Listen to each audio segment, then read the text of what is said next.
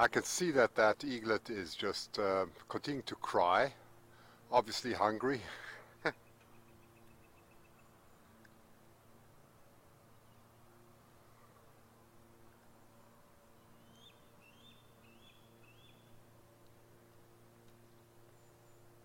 should be able to pick some of the audio.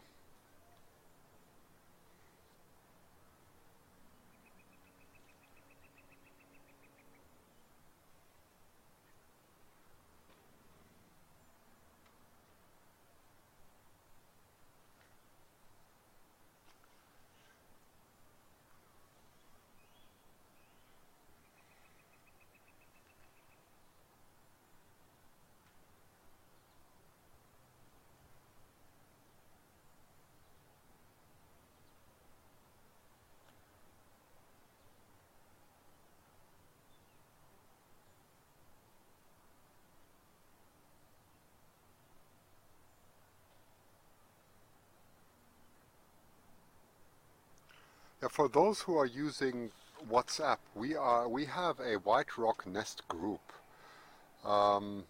which you can log into if you have WhatsApp. Then do that. Later, I think we'll have some more communication channels. At the moment, that's still a bit limited, so you can send me messages on a WhatsApp group called White Rock Nest Group. White Rock Nest Group.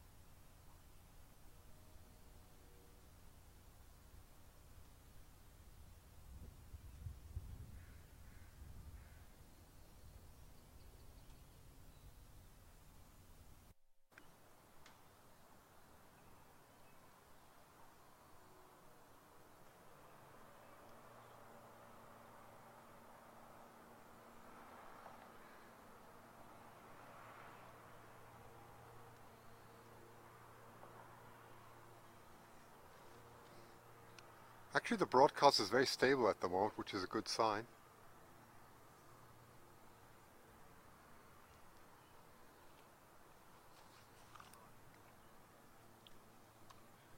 Does anybody have an idea how many viewers there are right now? I certainly don't know.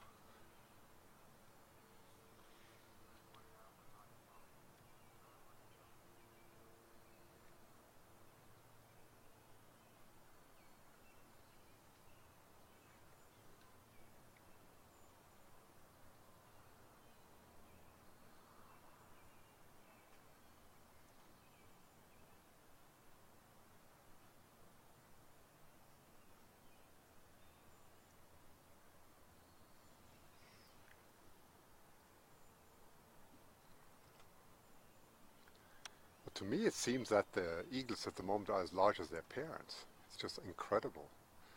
Even in 1 week, they must have consumed enormous amounts of fish.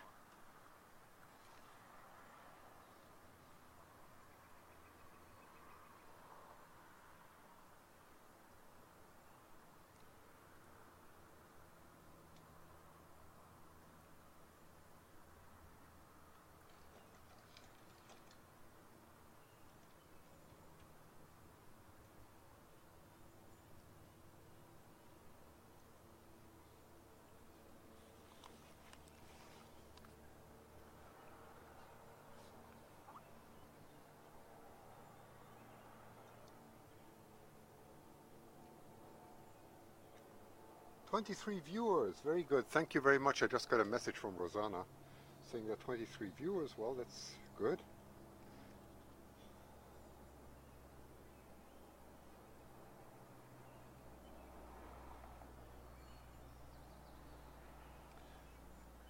And maybe, Rosanna, you know who's actually, whom we're actually looking at. Is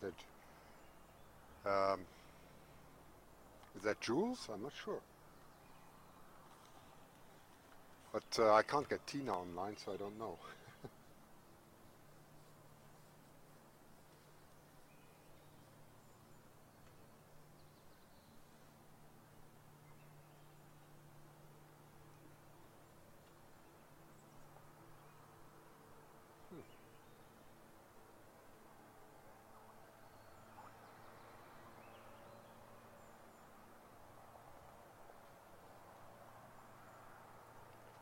I'm not sure I'm still live at the moment because I've lost the camera picture up here.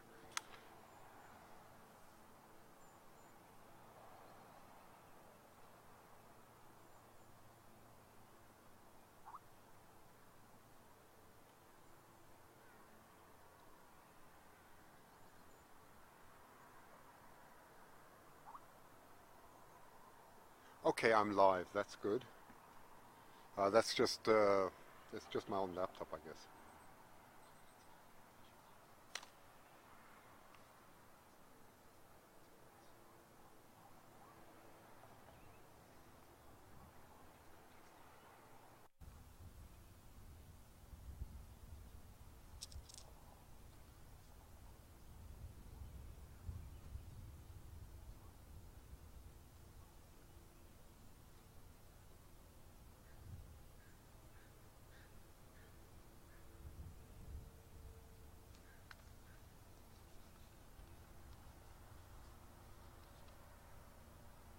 Okay.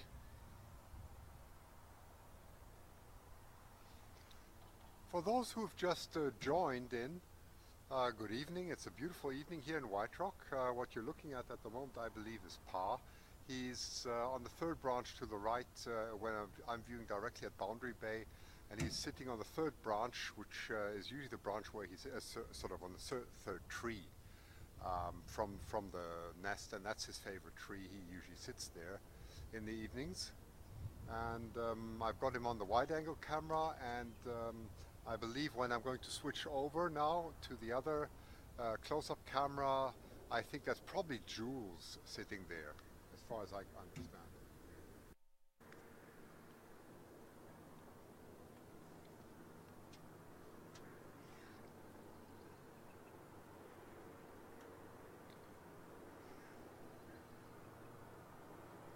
Yeah, she, I should say, has grown enormously. It's unbelievable what has happened within a week.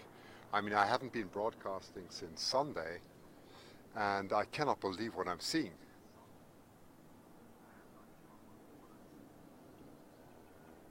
I believe she must be at least the size of Ma now. Um, Certainly I'm very, very tempted, and I will probably do that, come here tomorrow morning for you to enjoy more when they get fed, because they must be consuming an enormous amount of fish.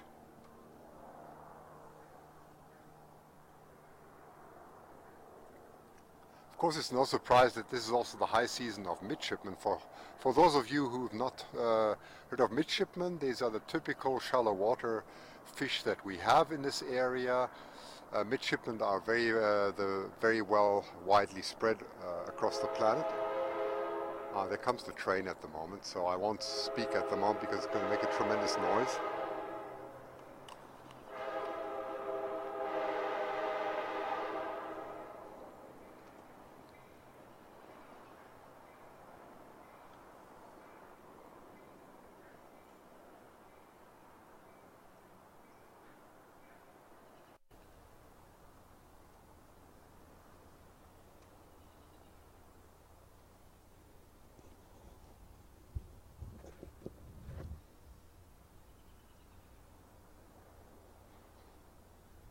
I hope this microphone is not too noisy. I don't have what they call a dead cat or a windshield on this microphone, although I do have a wind suppressor, but the wind is blowing directly into the microphone, which is not good, so I hope it doesn't cause too much irritation and you can hear at least some of the things I'm saying.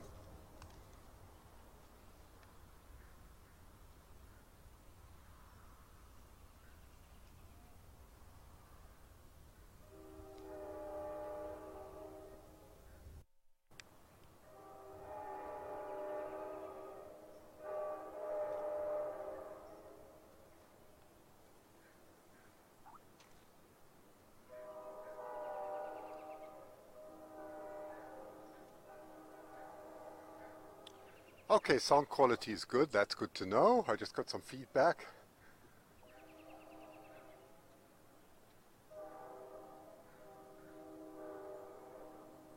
Gee, sometimes you get quite dizzy up here, you know, when you look down.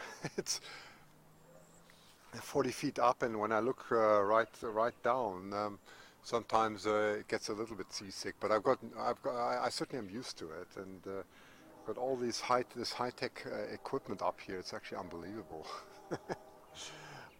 I at least hope that some of you are enjoying this. I think it's going to get more interesting, of course, as the weeks progress, and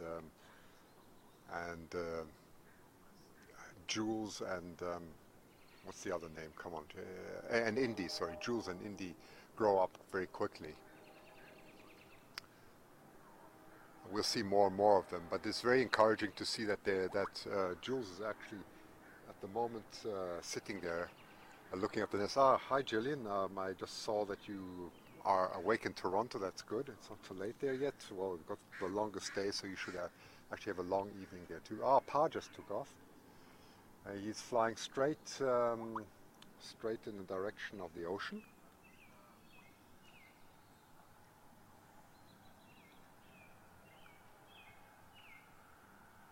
It's incredible. I can't unfortunately point there at the moment because we would be looking nearly directly into the sun, and it's very difficult to maneuver. But I can tell you he's rapidly flying across the bay. Yeah, the pictures are good tonight. Yeah, I was just saying, amazing. There comes a poop. It's not very pleasant for the owner here, you know, with these poops. They go straight on the veranda sometimes, and as they grow up and they eat more and more, these poops really become lethal.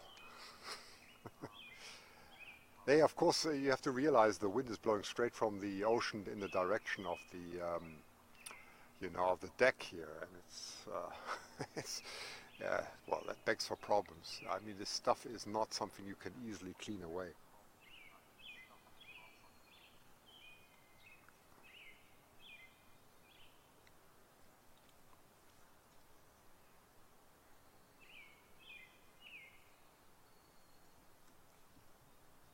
Oops. I don't know if anybody knows who this is, but I presume this is Jules. As I said, you can join the WhatsApp. Let me just check which one that was, what it was called. Yeah, it's called White Rock Nest Group. That's a group there. I can see Jillian's on there myself at the moment. So if you want to join a forum called White Rock Nest Group, it's free to do that on your cell phone as long as you have internet connection. And you're very welcome to send in some comments. I'd like to hear from you. If you've got anything interesting to say, please speak up or say up or text up.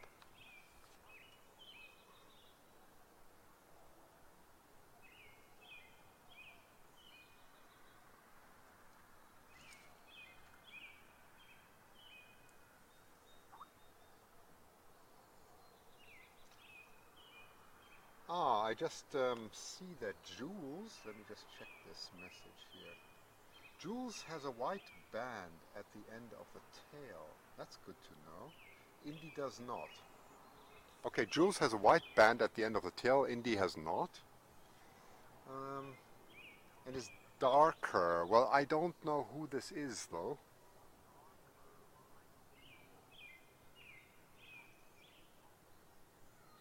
Well, that's good to know. I think when they're in flight, at least when I take pictures, I will definitely be able to distinguish them. With Echo and Foxy, it was fairly easy to distinguish them. Echo had a very clear mark in the tail feathers. Sort of a feather missing was very easy to distinguish when Echo flew 2 years ago. And Foxy had a very funny way of stretching his head. And we have tremendously beautiful weather tonight, that's right. It's very clear, it's a slight wind which is blowing straight into the microphone, but I think the audio should be fine. I'm really excited because the longest day is coming up. You know, as an astronomer, or as my hobby is astronomy, I do look at such details very carefully, although at the moment the daytime from one day to the next doesn't vary very much anymore. But the longest day is coming up. I certainly will be broadcasting on the longest day, which is actually, I think, on Saturday. By the way, for those of you who are following the World Cup, which I am, of course.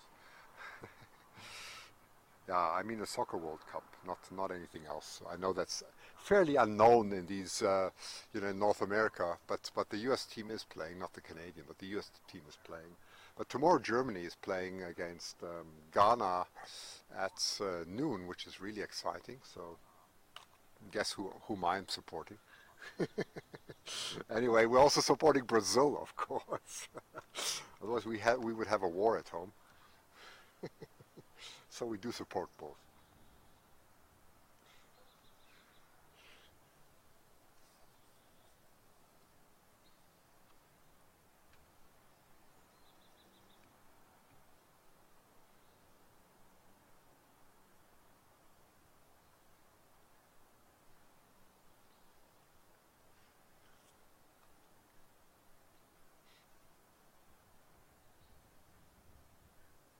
I don't know if any of you have seen the game today.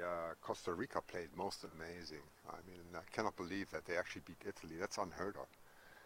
I mean, Italy's always had a fairly good record in the World Cup, and it's unbelievable how that small country Costa Rica plays so well. Must be because of the beautiful wildlife they have there. All the beautiful hummingbirds. Maybe that helps. They certainly were humming away on the field. It was amazing. Actually, Ecuador has more hummingbirds, if I think about it. But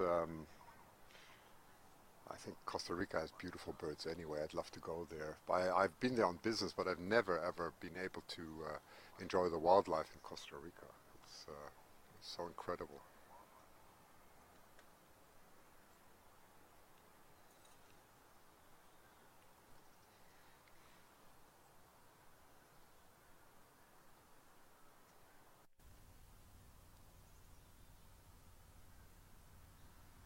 Yep. path's still gone, as you can see. There's nobody there. He's off somewhere. I presume he's going to get food, so I'm going to redirect this camera more towards the nest, so if he does come flying in, you will be able to see it. Let's see. Get him back onto the nest.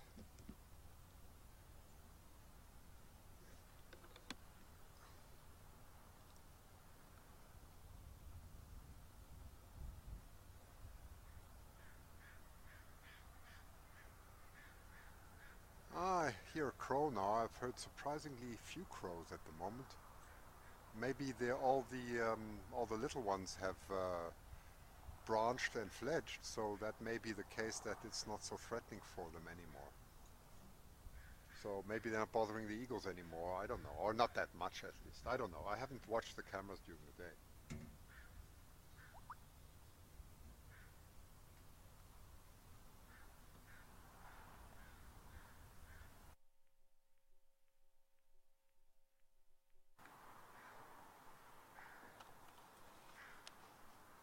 Have you lost me? I'm not sure. I think I'm still there.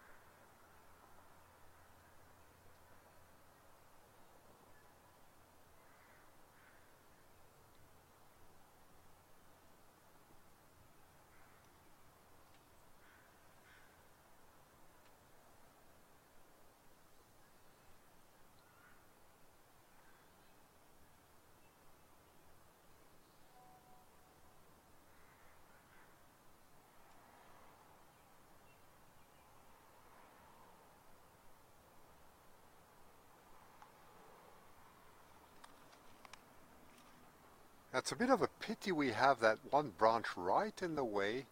Nothing I could do about it. This is an eagle's nest, so I'm certainly going to go up there and remove remove the branch. You just have to deal with that.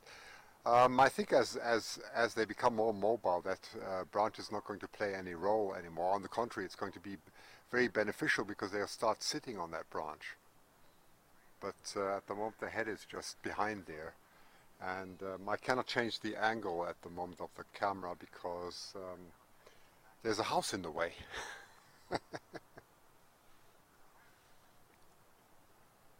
I can move the house, I can try, but it might be a bit difficult.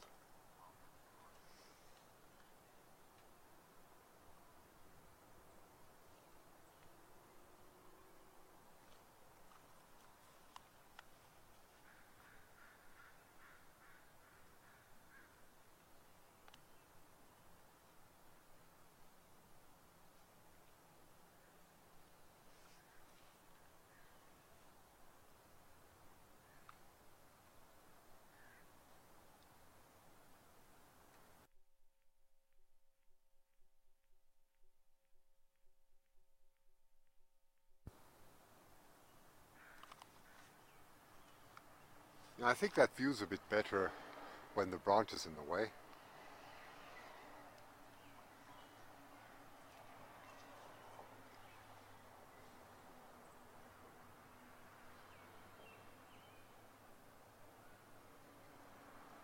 The view I have from here is absolutely stunning. I mean, it's such a privilege. I'm looking over the whole of Boundary Bay. If I look direction south, I'm looking right into the US. The border from where I'm located is approximately 3 miles or 5 kilometers away. So if I look south, which is to my left, I'm looking straight into the US. If I look straight, I see Point Roberts, and they have an active eagle group also in Point Roberts. And I think when I come early tomorrow morning, and I'll start as early as I can, I'm going to forecast that I'll be broadcasting at 8. I may be starting earlier depending on how quickly I can get things set up. But if I do, you'll have a beautiful view across to Point Roberts in the morning. It's very, very clear.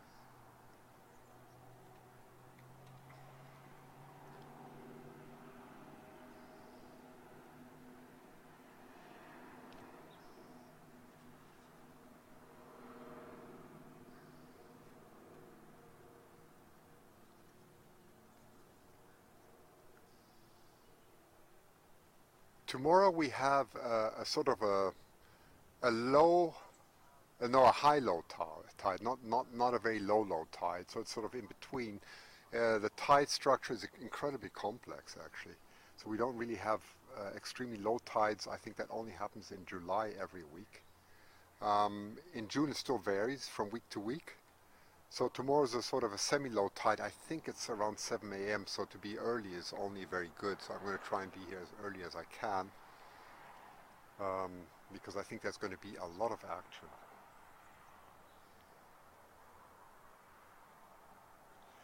So if you're on the west coast, it'll be 8 a.m. or before, and if you're on the east coast, it'll be around 11 or before, depending on how quickly I can get my stuff set up.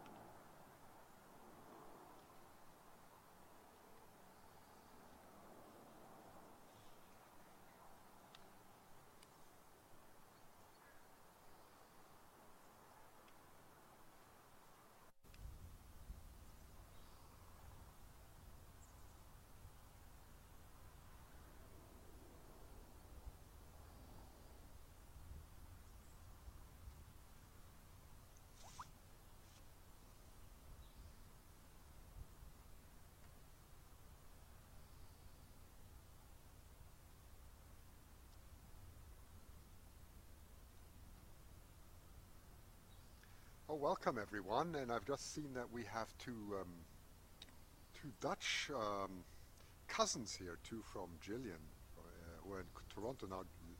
Richard and Linda, well, welcome to you, and well, I could only say that in Afrikaans. I don't know if you speak Dutch. Well, of course, if you're Dutch cousin, you will speak Dutch. Well, I understand Dutch. So they'll be probably following the World Championship for Holland, which, and I must say, the Holland is playing superbly, just like Germany is. Those are the two big hopes.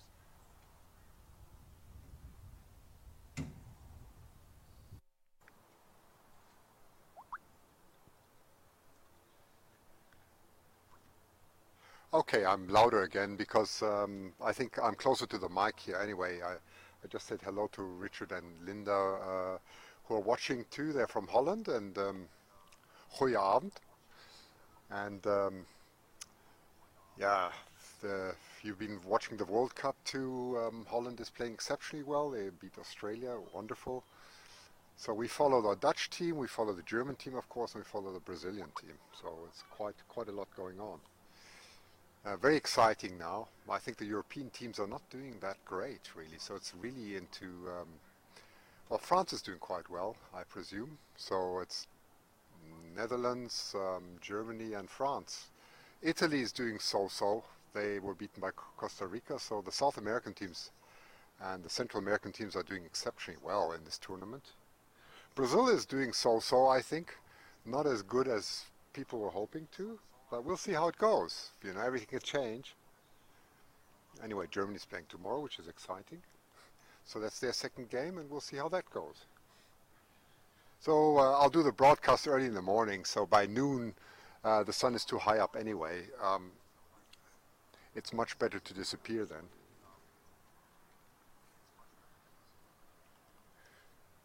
And in the morning I do expect a lot is going to go on, because we're going to have a semi-low tide, as I was explaining.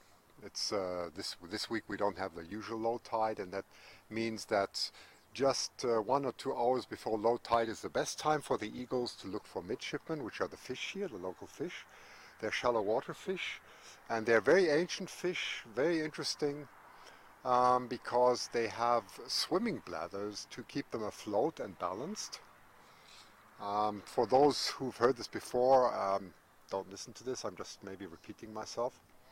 But they are fascinating. So there are 3 genders of midshipmen, 2 males and 1 female, which is really unusual. The female and the male are about the same size. The female is slightly larger, but then there's a male, and if I understand it correctly, David says the male is 3 times larger. When I look at the Wikipedia, it says 8 times larger. Difficult to me for me to know whether there are different species of fish midshipmen. There probably are. I don't know how they vary. But anyway, the the main male, which they call the male one species, is considerably larger. And it's interesting that both of these coexist actually and are both able to survive. And obviously evolution has found a very good solution there. What's also interesting about the midshipmen is they've got very, very fine so-called photophores, which shine. Photophores, as the word says, they are bioluminescent, which means they illuminate. There's a certain chemical substance that emits light, which they use to attract prey. It's quite interesting. A beautiful pattern that they have on their bellies. So it's the opposite of the dorsal fin.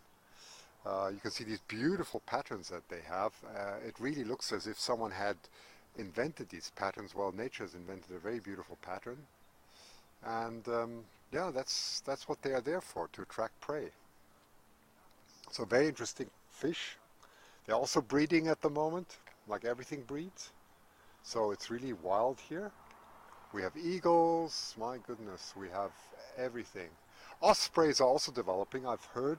We are not as fast as on the East Coast. I heard from Christopher Rao, who is on Facebook too, that the ospreys on the East Coast are a lot further. I've heard that there's an osprey pair near Harrison Mills, which I probably will visit on Sunday near the bridge, and that apparently they've just hatched.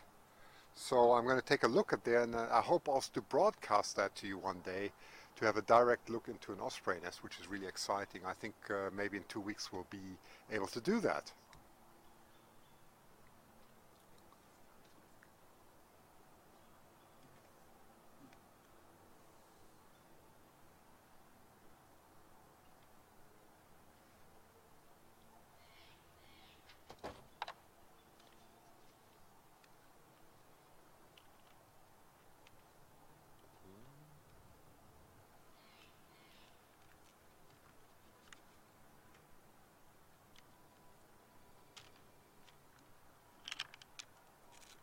Okay, whilst you're watching, I'm going to try and connect the GoPro camera again. I know it's risky, but no gain, no risk, no gain.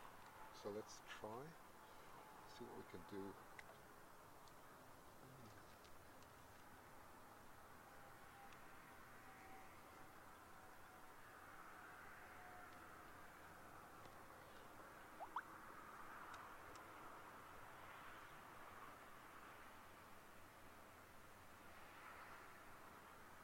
Oh, that's beautiful. I didn't know. Yeah, I think, Gillian, you told me that in Toronto you have an eagle's nest. Well, that's wonderful.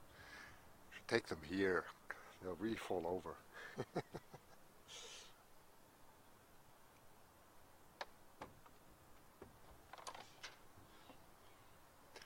As David Hancock was explaining, we have about 60 nests just here in the area.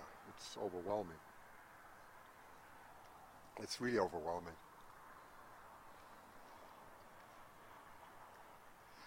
The next eagle nest, I can actually nearly see the parents often fly from where I am. It's about a mile only south, maybe less. Maybe it's a mile to less than a mile. Sure, it's about a kilometer. It must be about quite a lot less. And it's amazing. These nests are now in urban areas, and they're so close to each other. And they seem to tolerate each other. Not only that, but I've heard of incredible stories where sometimes there are 3 adults raising. That's actually on Vancouver Island. Someone told me that. I've seen that near Nanaimo. It's most incredible what's going on. I think we know very little about the behavior of eagles, and thanks to cameras like the ones that we've got on the Hancock Wildlife Foundation, we're understanding much more about the behavior of eagles. So that's why it's so important to, to help fund the cameras, because we're learning a lot, especially by you watching all the time. And it's very, very different to what David learned many years ago, where you did your observations on very, very limited data. And nowadays, with all the cameras, we're learning so much.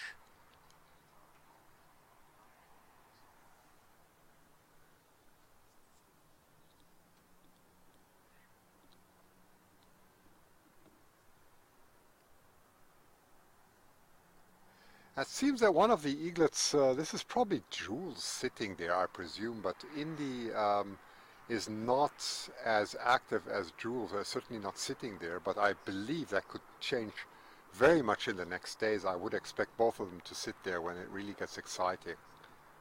And then when they start flapping their wings, it's going to get super exciting. You know, really trying to strengthen their wings, and it's amazing how the instinct of these animals, of these eagles work.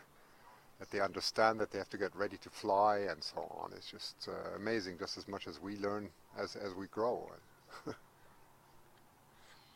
I remember the most exciting time is actually when they do their first flight. In 2012, I remember very well when Echo and Foxy did their first flight here on the property of the owner where the White Rock nest is.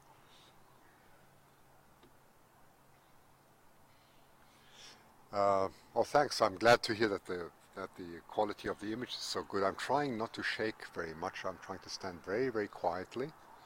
I mean, it's wonderful to have David here, but David is very active with his hands and feet, which does make the camera shake quite a lot. And I'm trying to stand very quietly because I'm always looking at the screen and trying to keep it as quiet as possible and also keep my voice as balanced as possible. So it's more pleasant to listen. I mean, I don't have as interesting stuff as David has to report, but the problem is when two are on the platform here, it gets quite shaky, and it's quite difficult to do this because you know, then suddenly the technology becomes a lot more shaky.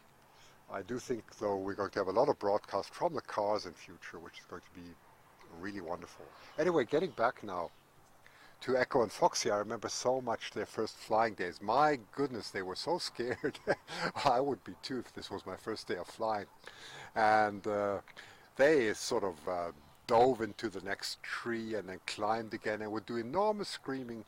And I remember Ma was just sitting there watching them very quietly, not doing much, just looking at them.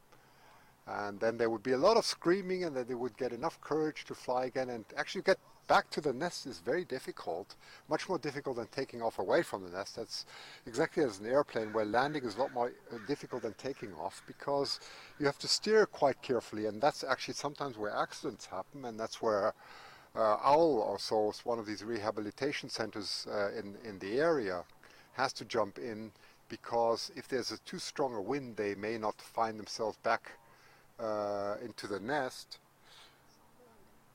and very often they have to be rescued.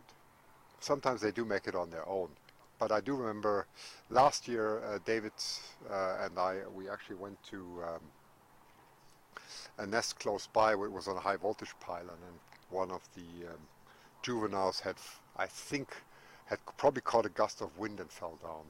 So that's the most interesting time to be here. I presume that'll be in about 2 weeks' time or so. Maybe 3 weeks, I'm not sure. What's the fledged dates?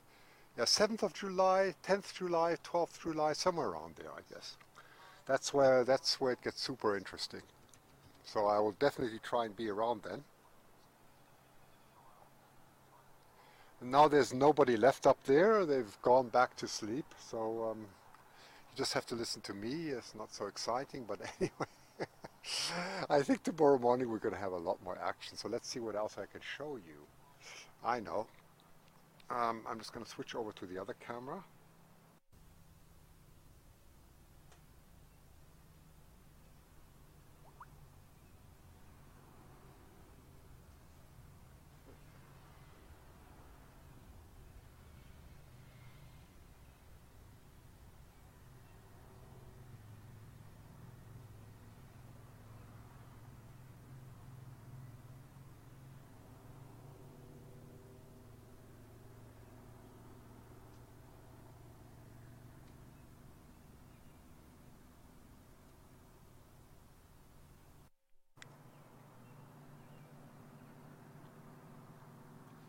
Okay, you'll be surprised to see what you're seeing now, but you're looking directly at, with my camera, at the directions, so you can see the pointing east and west. So I'm looking directly at it, so that means the camera is pointing exactly south at the moment. Okay. So south is looking, if I stretch the if I go up from the uh, you know from this compass,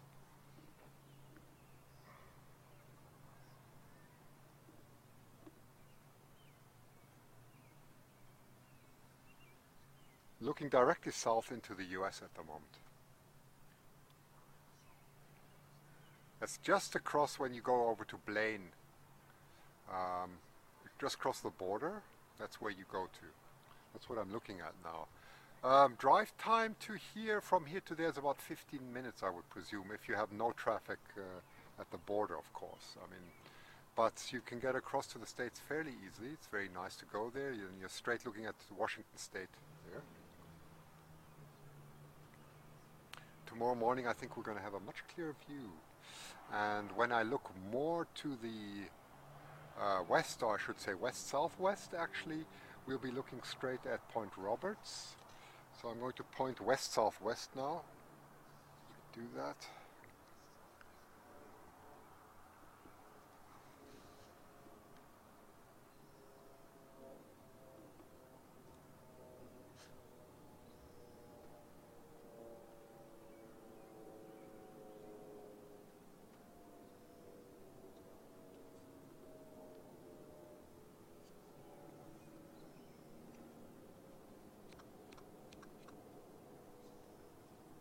Okay, you're looking at the tip there of Point Roberts. That's the United States. And the funny thing, for those of you who don't know this, if I swing the camera a little bit more to the right, which means going west, so towards the sun, this is then Canada, okay? So I don't know exactly where Canada starts, but approximately here. That tip is the United States, and then you go to Canada. That has interesting historical reasons. So you're looking at Point Roberts. I think the distance is several miles here. I would have thought 7-8 miles we're looking across. You can see how powerful this lens is.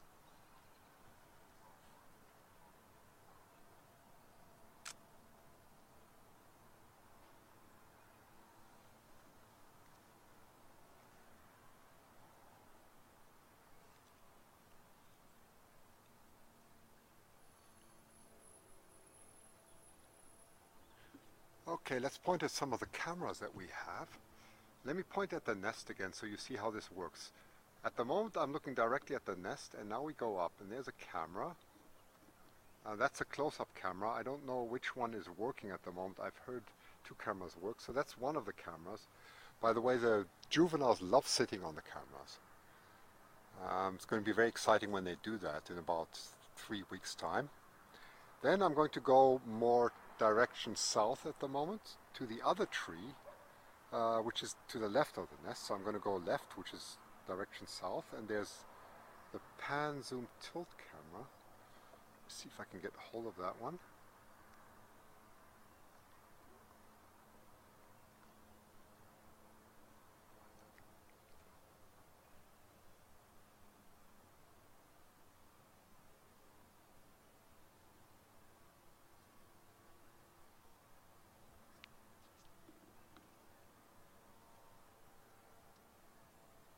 There you go, you can get a very clear view of the 2 cameras you're looking at. I don't know which one is connected and which not, but that's pointing straight at the eagle's nest.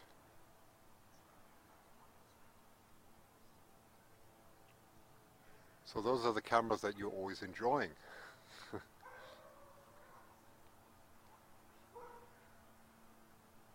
I'm looking at this at the moment with a magnification of about just under let me just work this out. This is 1000, so it's that's about 20 times magnification. We can do a lot better than that, of course, but you're not going to have any joy of me zooming into a camera.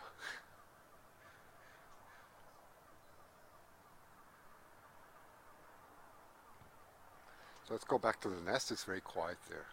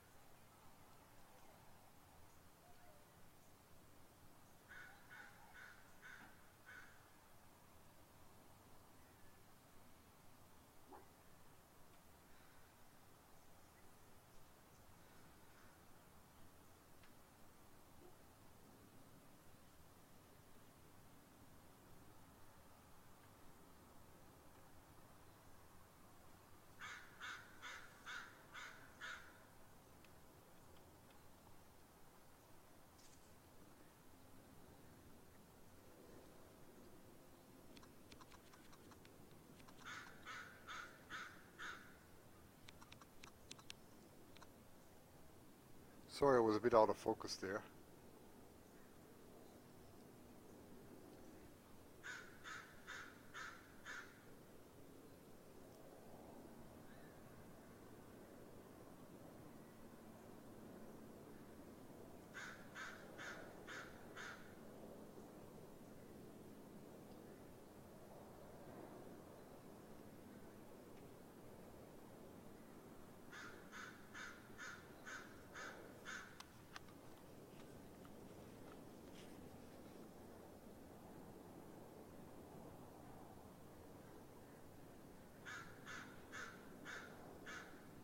Yes, you can. Look, hang on.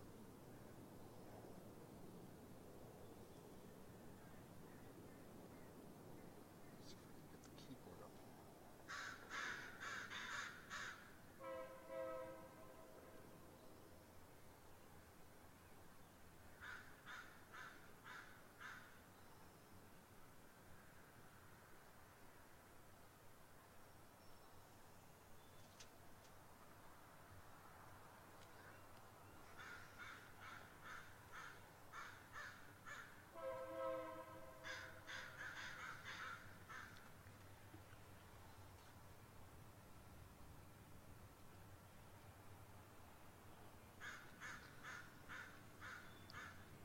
Okay, here comes the next train. I think that's a passenger train.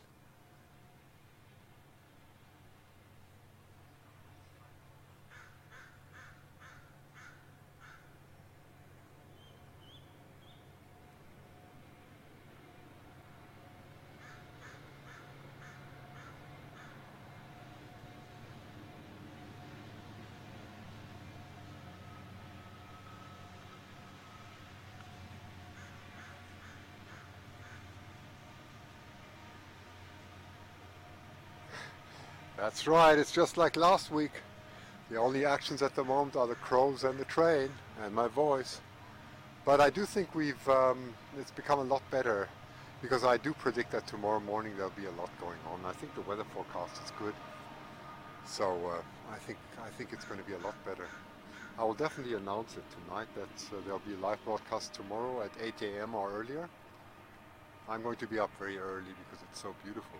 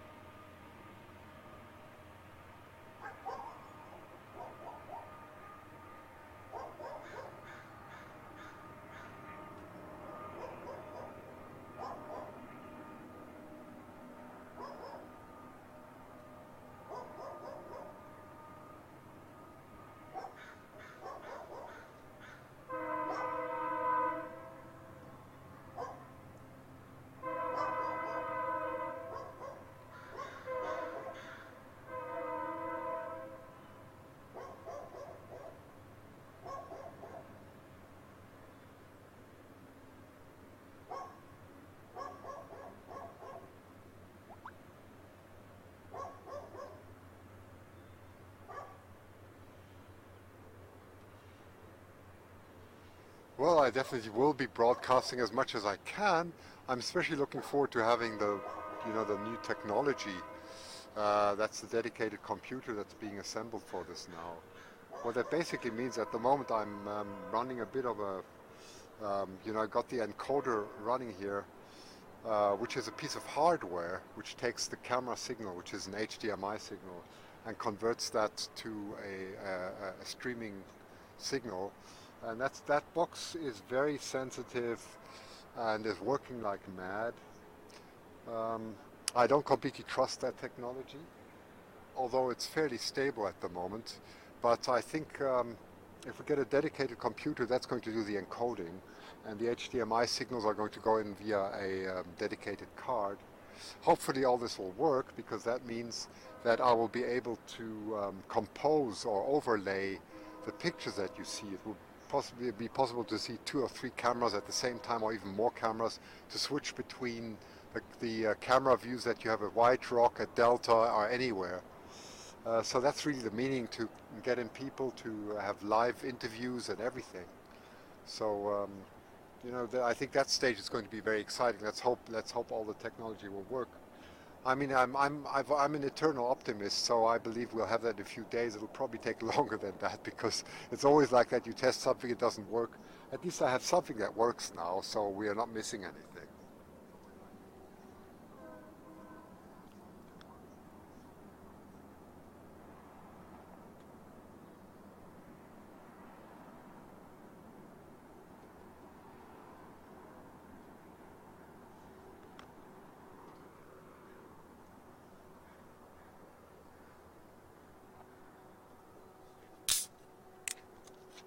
Sorry, I'm just drinking some Perrier again. I love Perrier, so I'm standing here drinking some water.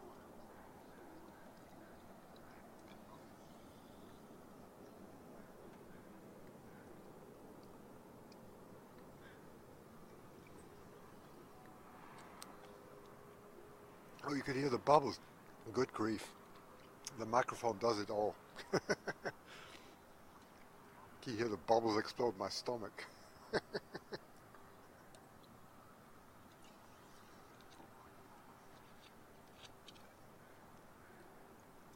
Oh, it's very important. It's very important not to get dehydrated, as you know.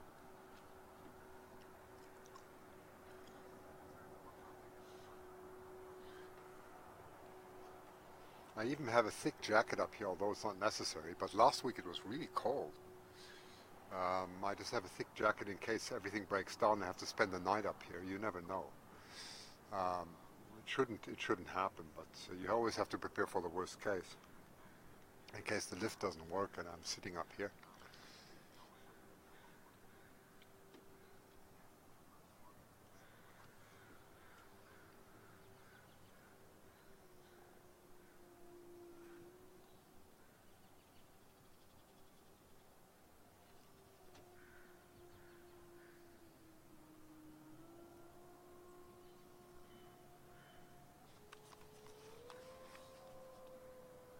Now you can hear a motorboat out there. I can't see it at the moment, but it sounds like a hell of a screaming engine.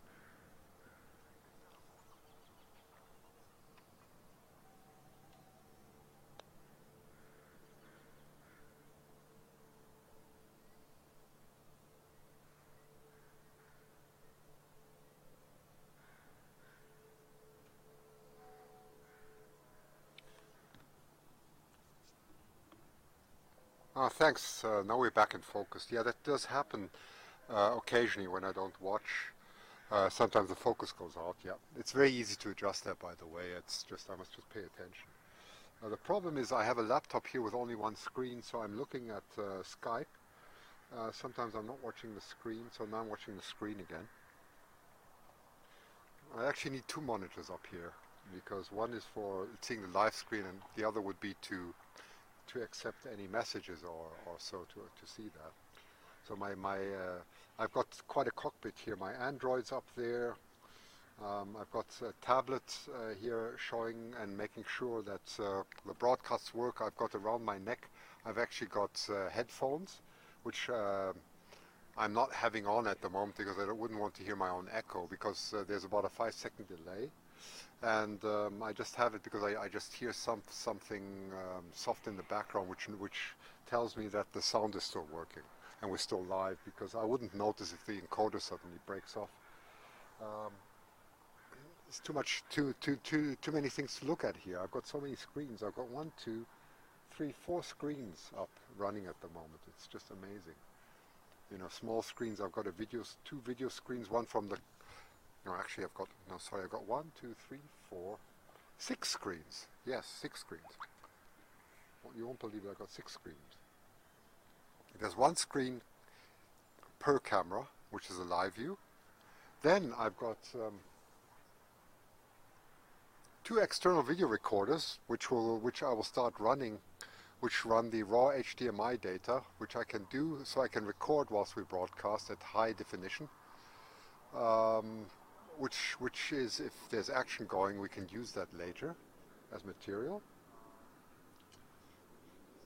And then I have my tablet to see whether I'm live. So that gives me a total of 6 screens. The time for broadcasting tomorrow will be 8 a.m. or earlier Vancouver time, which is 11 a.m. Eastern time or earlier. Depends how quickly I can get things going. I think I'll get out of bed fairly quickly. I don't have a problem with that. The good thing is now we actually have a new wired monk nearby, very close to our house, and they open I think at 5:30, which is wonderful. So it's no problem to get something wonderful early in the morning. Ha, I love that. Get a chai latte or coffee and something wonderful to chew on, and then start broadcasting.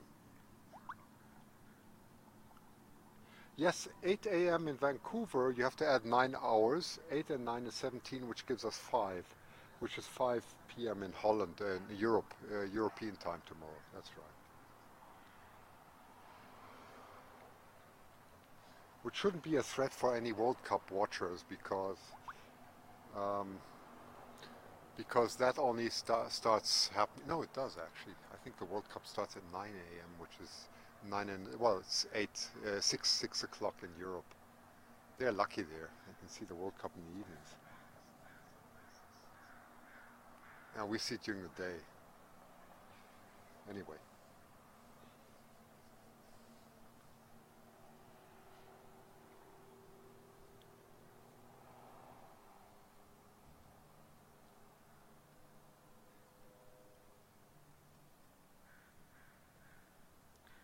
I'll try and get the GoPro working tomorrow. Let's hope it doesn't give such funny, um, such funny problems as I had last time, because then you can see what it looks like here actually. If that doesn't work, what I can do on the second camera is I can put my wide angle lens in. That's actually the idea. Let me do that. I'm going to put the wide angle lens on the second camera, because then you can actually see what I'm doing. Because we may not need that all the time to look at the eagles. This camera will certainly do it.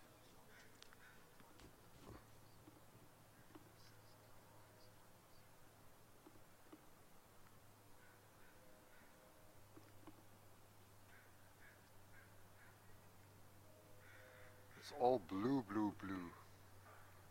Wonderful blue.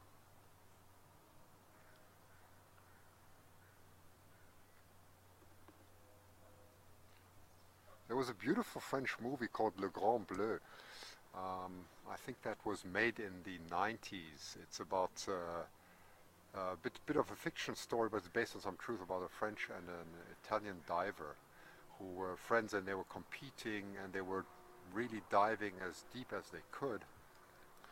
And you have beautiful photography there, which of course I love.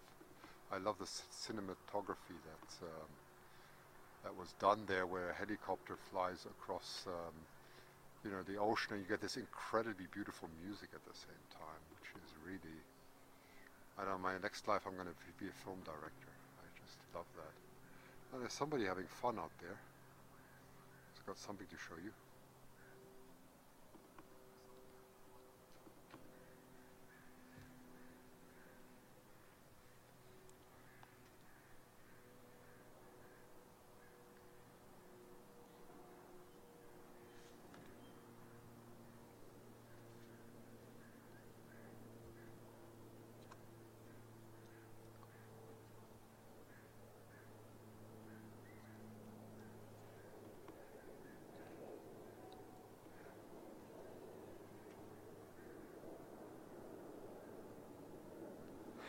I'm already film director, well, sort of.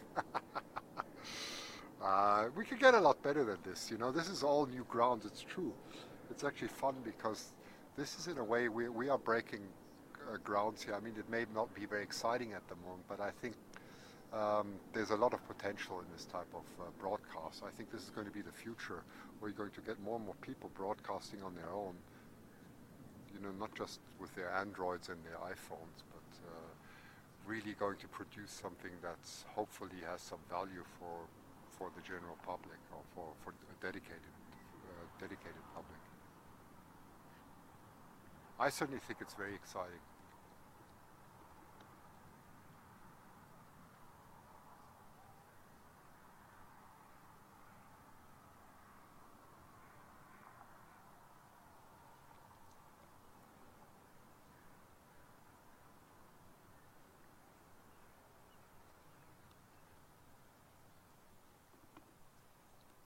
I'm really looking forward to this year is in November going to Haines, Alaska. I mean, goodness me, I have Jillian's told me about Haines.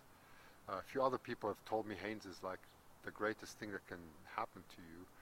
I mean, they don't have as many eagles, it seems, as we have in Harrison Mills, but you can go a lot closer, which is exciting. It must also be a place with a lot of character, and of course a lot of eagle lovers, which is wonderful. So I will definitely be there.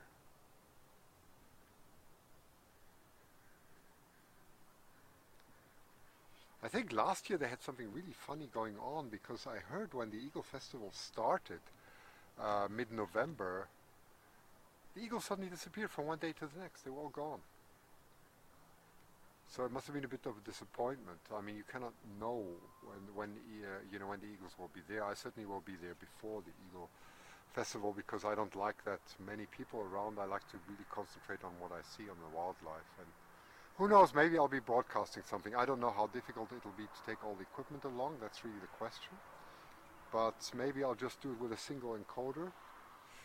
And if I find a sponsor for paying for the cell phone broadcasting costs, which maybe is possible, then we can do that.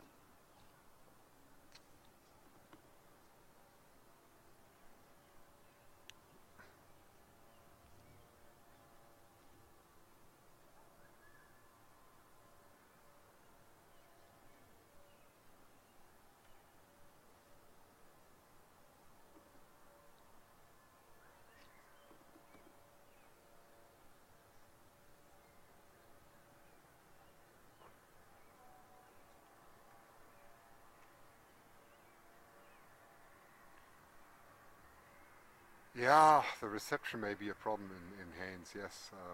That could be a real problem. But then it won't be a live broadcast, it'll maybe be a delayed broadcast.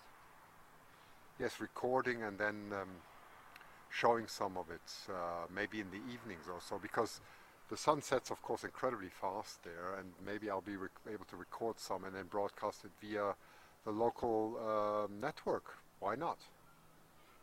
You know, if I get the dedicated streams, the coding, I could maybe do that, and yeah, that could work.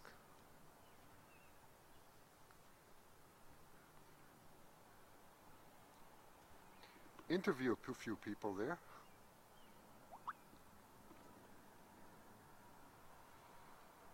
Oh, the local network is really slow there. Well, what surprises that?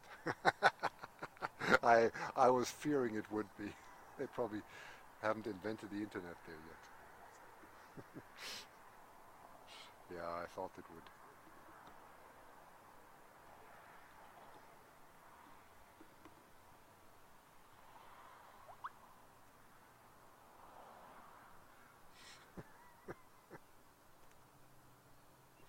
Yep.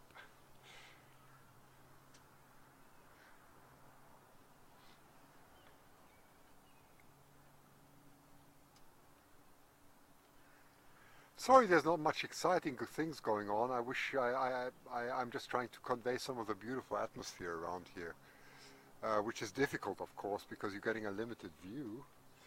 Let me see if I can get the other camera to show you a bit more.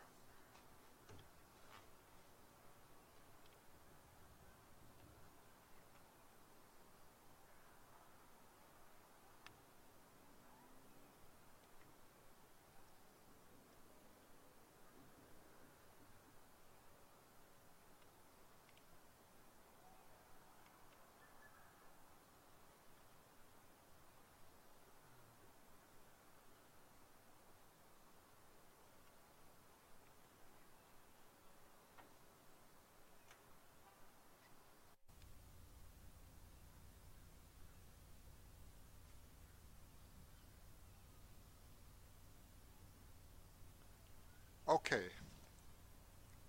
you're looking straight into the US now.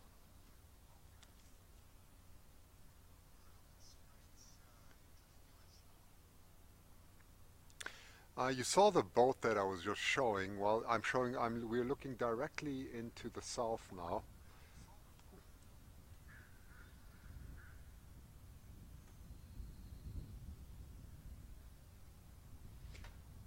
and that's the view I have at the moment. It's absolutely incredible. It's all around. I should give you a panorama view, but that's not possible. I have to get a wide angle lens, which I may be doing tomorrow. So anyway, for those who are leaving now, I wish you a very nice evening. I think I'm also going to slowly sign off now because I'm not going to bore you here. There's not a lot going on. It's just very, very beautiful. So, well, if you have the patience and so on, you can stay with me, but I may be switching off fairly soon and getting ready for early tomorrow morning. So tomorrow morning I'll be starting at 8 a.m. or earlier. I'll try and type that into the, announce that everywhere. Please go and tell others that too, 8 a.m. or earlier. And I'll see you then. And have a good evening.